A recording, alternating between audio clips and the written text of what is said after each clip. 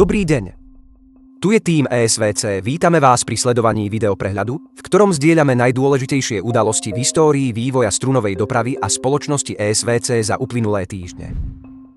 V tomto vydaní uvidíte nový adresný projekt v Nepále. Kurátor ESVC v Nigérii hovoril o dôležitosti implementácie zelených riešení.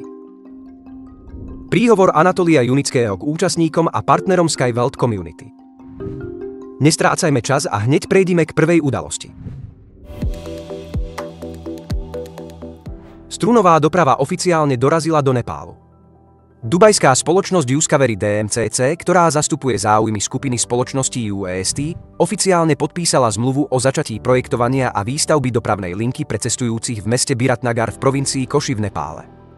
Realizácia tohto projektu bude zlomovým bodom v rozvoji strunovej dopravy a medzinárodného sociálno-venture ekosystému ESVC.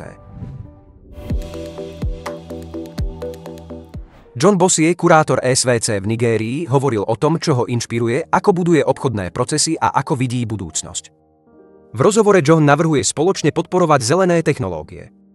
Podľa jeho názoru sa technológie udržateľnej dopravy, ako napríklad UEST, stanú dominantnou silou na globálnom trhu mobility, zatiaľ čo biohumus ju teraz zaujme vedúce postavenie na trhu s hnojivami.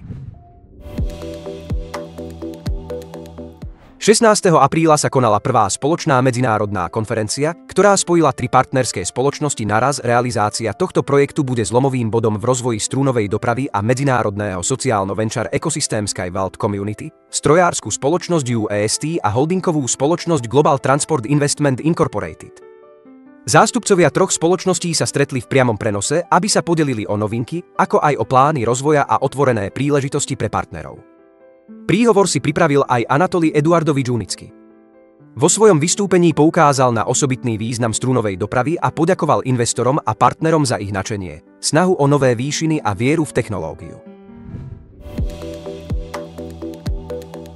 To boli všetky dôležité správy pre dnešok. Nezabudnite prosím dať like tomuto vydaniu a zanechajte komentáre. Dovidenia.